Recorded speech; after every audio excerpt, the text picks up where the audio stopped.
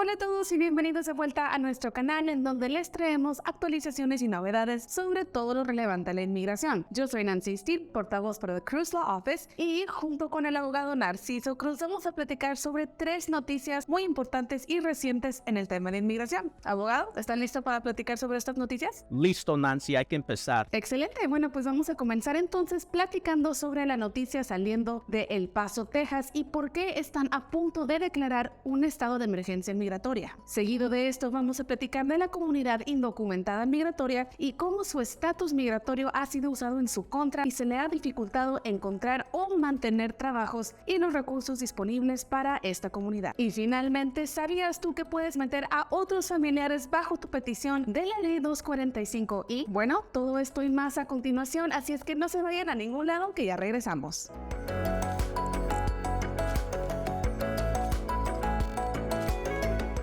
Ante el fin del título 42, la ciudad de El Paso, Texas, se está anticipando y está por declarar un estado de emergencia migratorio debido al próximo creciente de migrantes que están cruzando entre México y Estados Unidos y son liberados en esta ciudad de El Paso. Esta medida, como ya se imaginarán, ha desencadenado bastante crítica y controversia debido a la tensión de todos los recursos y servicios en la ciudad y ha destacado principalmente los desafíos que la comunidad migratoria enfrenta al cruzar este tipo de ciudades. Abogado, ¿qué nos puede platicar sobre el fin del título 42, sobre ese estado de emergencia que está por declarar El Paso, Texas, y sobre el cruce de los migrantes ante estas ciudades fronterizas? ¿Qué nos pudiera platicar sobre esto? Bueno, amigos, estamos hablando del tema del asilo, la gente que quiere entrar a los Estados Unidos y buscar refugio adentro de los Estados Unidos. Esta gente viene de otros países, muchos de ellos vienen de países donde hablamos el español. Estamos hablando de los países de Guatemala, Honduras, El Salvador,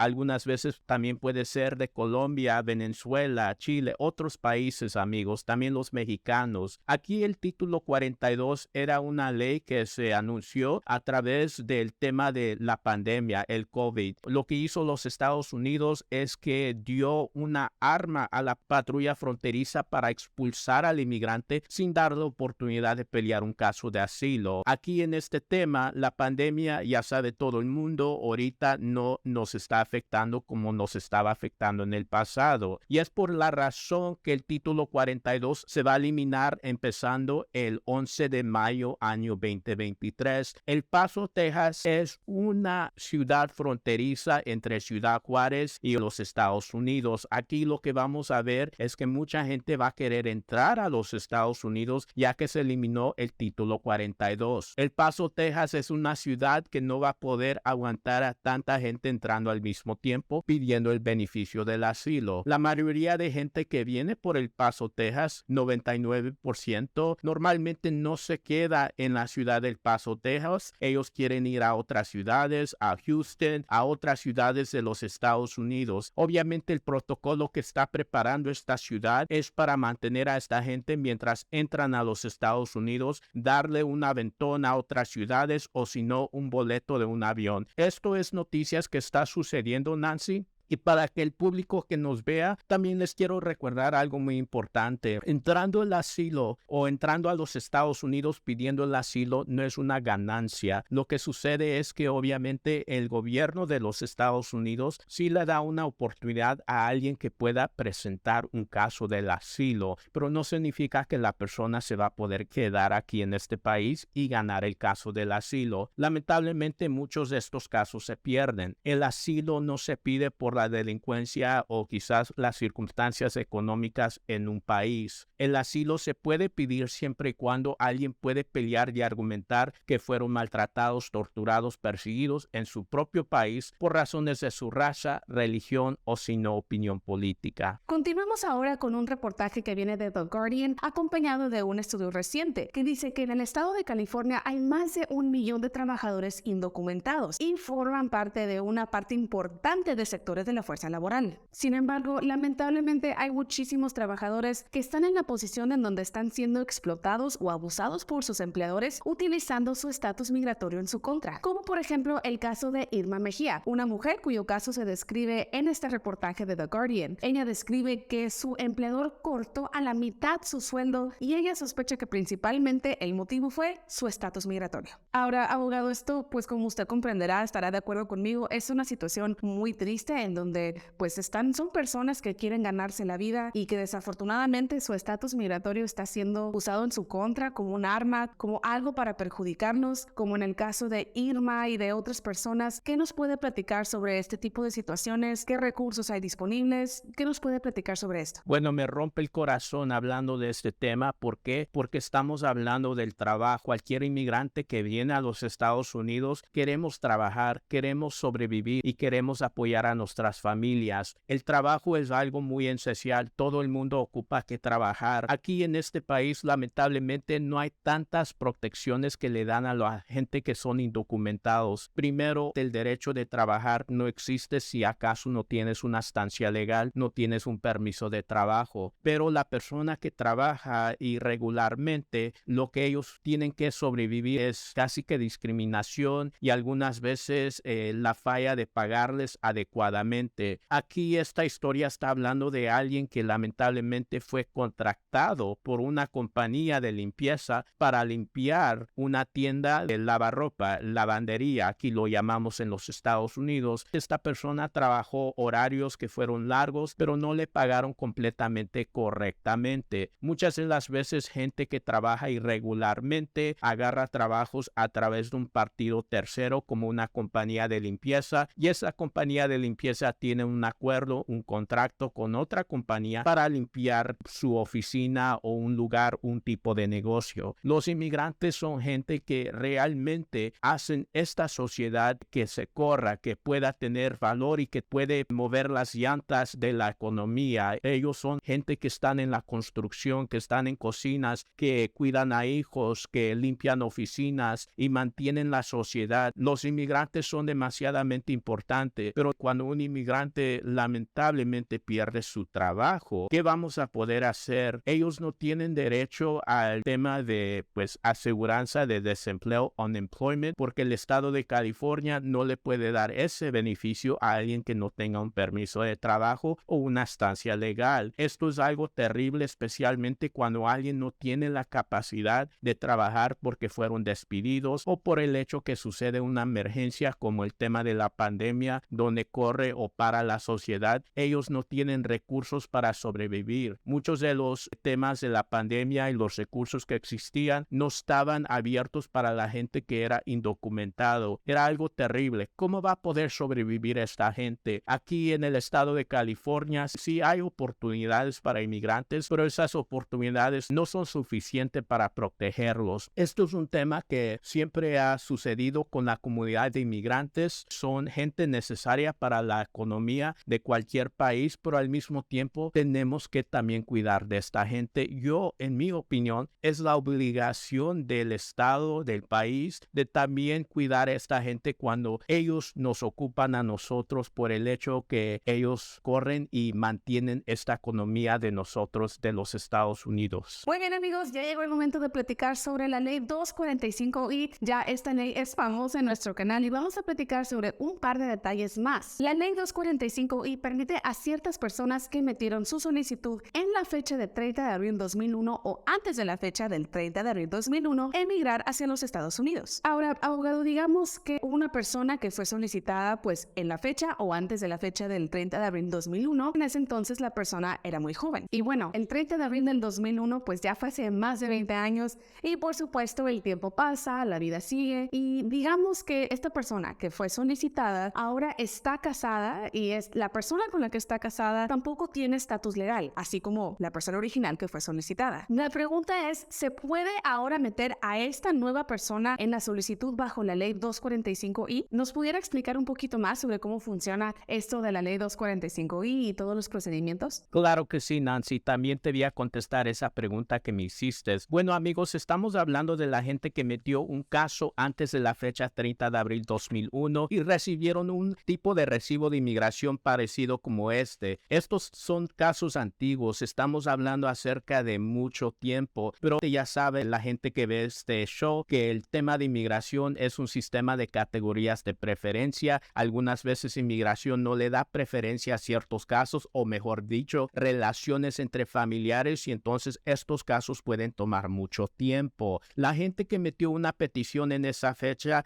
30 de abril 2001, son gente que este gobierno les va a dar la habilidad de inmigrar y agarrar su green card, su residencia adentro de los Estados Unidos, siempre y cuando pueden enseñar ciertos factores, que se metió una petición, que la petición cuando se metió era probable y que ellos físicamente estaban presentes adentro de los Estados Unidos a partir del diciembre año 2000. Imagínate que alguien te pidió, puede ser un hermano que te pidió, un hermano ciudadano americano pidió a un mexicano. Estas peticiones, como anuncié, va a tomar muchos años, pero durante el transcurso de la vida del mexicano se casa con otra persona que no tiene estatus legal. Ahora la pregunta es, ¿los dos, el mexicano y su esposa, pueden inmigrar bajo la petición original de su hermano que fue ciudadano americano y los pidió hace varios años, hace varias décadas? La respuesta puede decir que sí. En ciertas circunstancias sí puede meter la esposa. En estas circunstancias se puede meter la esposa siempre y cuando el mexicano, la petición que fue al favor del hermano del extranjero, en este ejemplo vamos a usar un mexicano,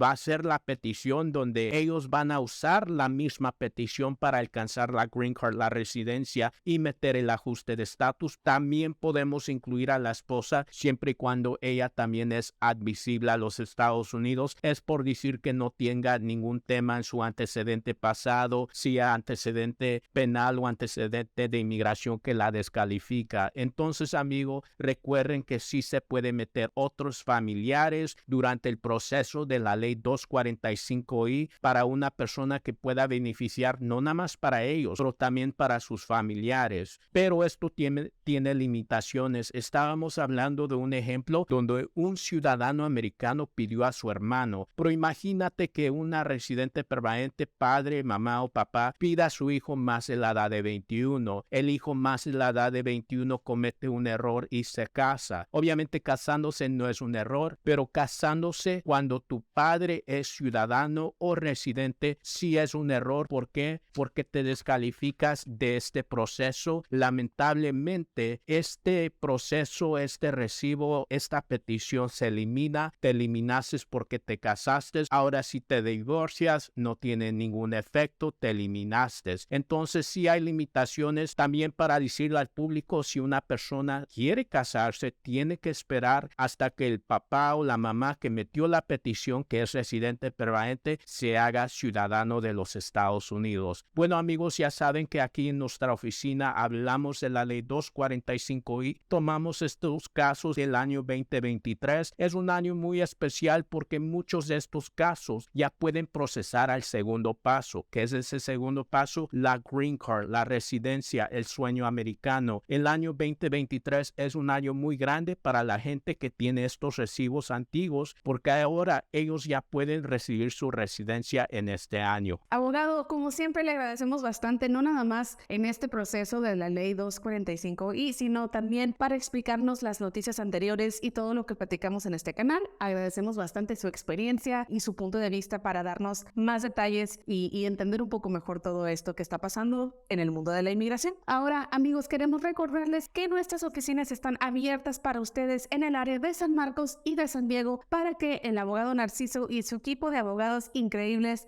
puedan revisar su caso y puedan ustedes realizar su consulta presencial. Recuerden también que nos pueden llamar al teléfono 877-619-8472.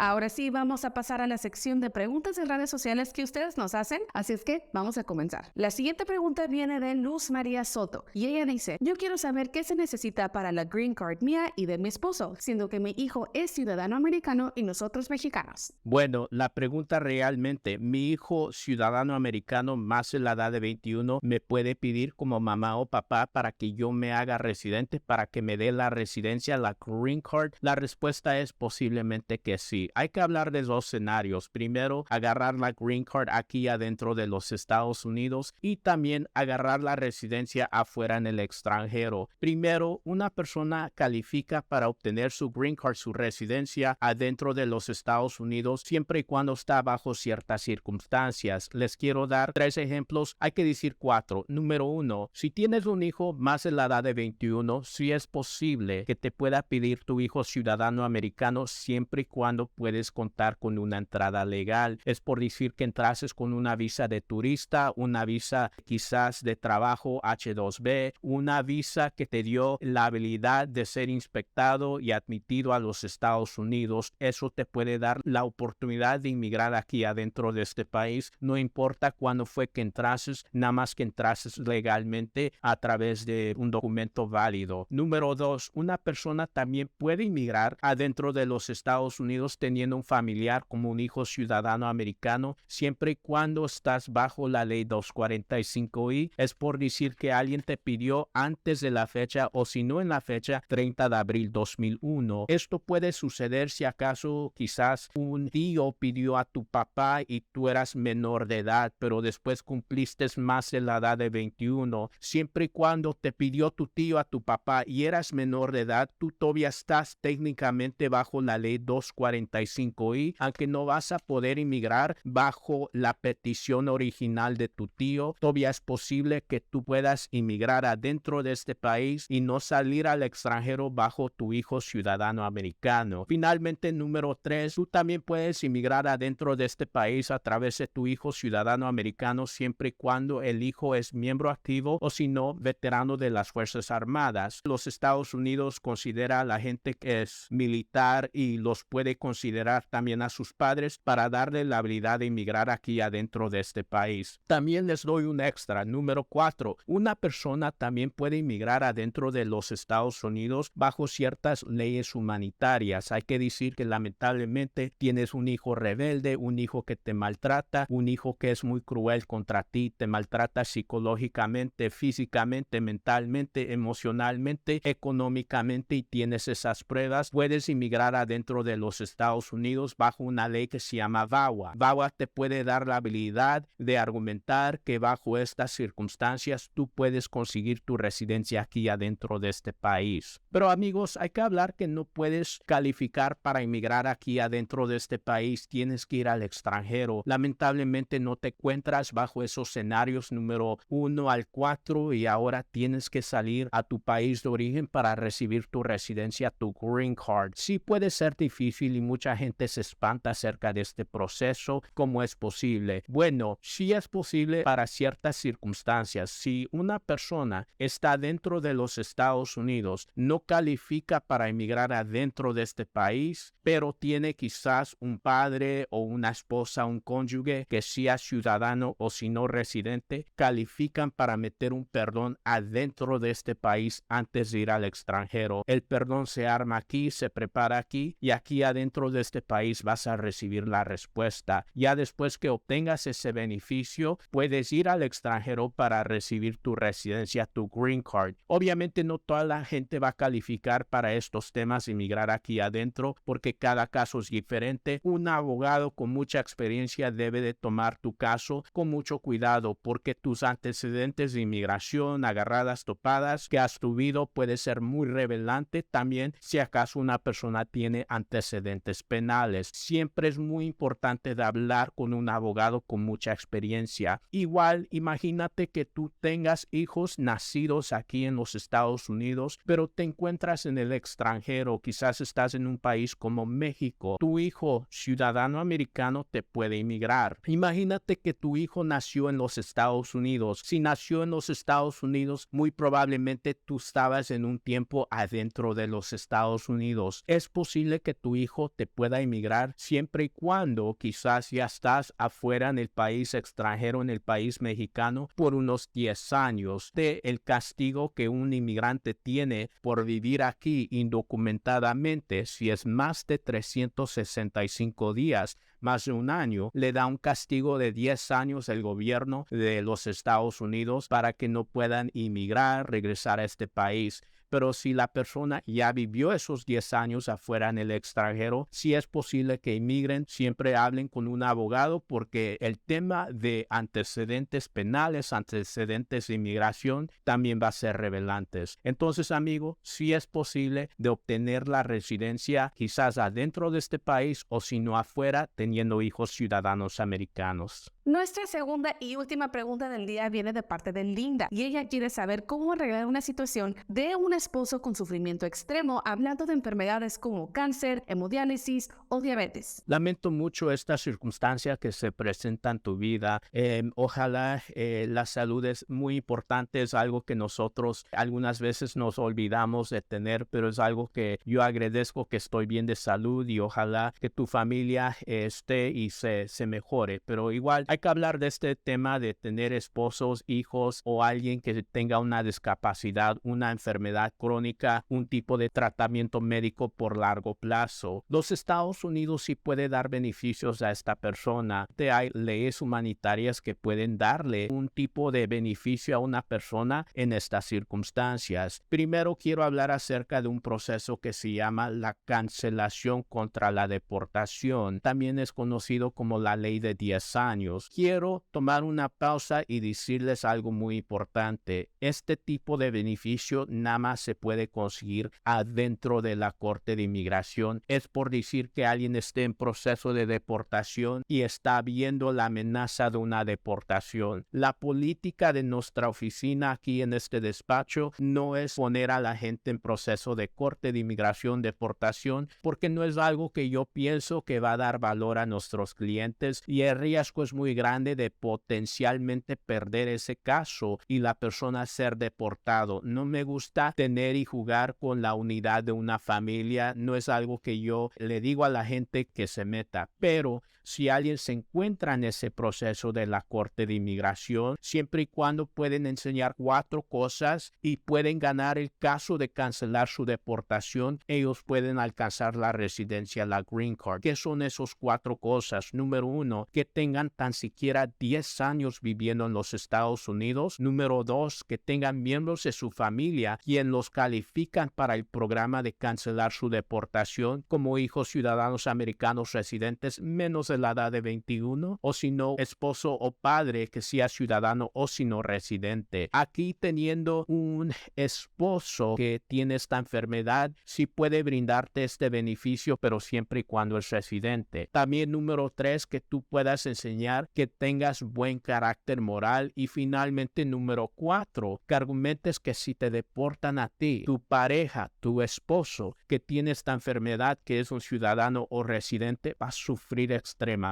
Es por decir que él casi que no va a poder sobrevivir en los Estados Unidos si acaso tú no estás presente en este país. Igual tenemos que argumentar que en el país de origen donde tú te vas a ir si te deportan, no hay beneficios que él pueda clamar para ayudarse y mantenerse de salud porque no tiene ese país los recursos para atender sus necesidades médicas. Eso es el caso de cancelar tu deportación, pero hay que hablar de una posibilidad de tener otro beneficio afuera de la Corte de Inmigración y es un beneficio que muchos abogados algunas veces no conocen. En mi experiencia, muchos abogados no meten estos tipos de casos. Igual también este caso no está garantizado, pero a la grabación de este video, que es el abril año 2023, no hay consecuencias contra el inmigrante o generalmente no hay consecuencias de una deportación para el inmigrante que aplica para este beneficio. Estoy hablando de la ley, la acción diferida. Eso es una ley muy grande, la acción diferida. Mucha gente me dice, abogado, esa ley que no aplica para los estudiantes, la gente que tiene el beneficio de DACA. DACA es un tipo de acción diferida, pero la ley acción diferida es muy amplia y DACA es un tipo de ejemplo de la acción diferida.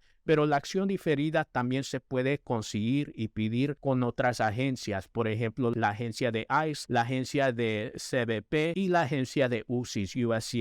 Si una persona puede enseñar que ellos tienen una razón humanitaria para mantenerse en este país y pueden argumentar que ellos merecen la discreción de inmigración para mantenerse en este país, es posible que la oficina local de UCIS le pueda dar a esta persona una estancia, una protección de 2 años en contra de una deportación y también un permiso de trabajo. Esta persona se puede mantener aquí durante ese tiempo. Es algo excelente, pero es algo que lamentablemente no existe y no está garantizado en ese tema, y también no existe un tema de cuánto tiempo va a demorar para que hagan una decisión. Es por decir que estos casos se meten con la oficina local de UCIS y tienes que esperar el tiempo que ellos hagan una decisión. Lamentablemente UCIS, tu oficina local, puede tomar 2 años, 3 años, 5 años para hacer una decisión de tu tema relacionado a la acción diferida. Es un tema que una persona puede pedir, especialmente si se encuentra con necesidades. No todos los casos obviamente pueden calificar. Un abogado con mucha experiencia les pueden decir a la gente que si quizás tengas un buen caso, vas a tener y ganar la discreción de inmigración porque no tienes antecedentes penales o antecedentes de inmigración más que vivir aquí irregularmente, y que sí existe la necesidad humanitaria y está pesada esa necesidad humanitaria. Esto puede abrir las puertas para obtener ese permiso de trabajo y también una estancia, una protección de 2 años. Si acaso el permiso de trabajo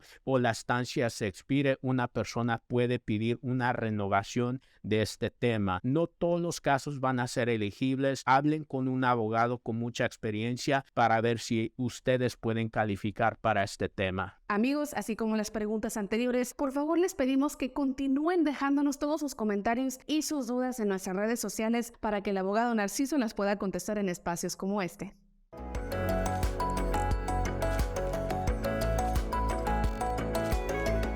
Amigos, recuerden suscribirse a todas nuestras redes sociales que son Facebook, YouTube, Instagram y TikTok, en donde tenemos mucho, pero mucho contenido y mucha información sobre muchísimos temas respecto al tema de la inmigración. No se olviden de seguirnos en nuestro próximo live la siguiente semana. Yo soy Nancy Stee, portavoz para The Cruz Law Office, y nos vemos en el siguiente video. ¡Hasta luego!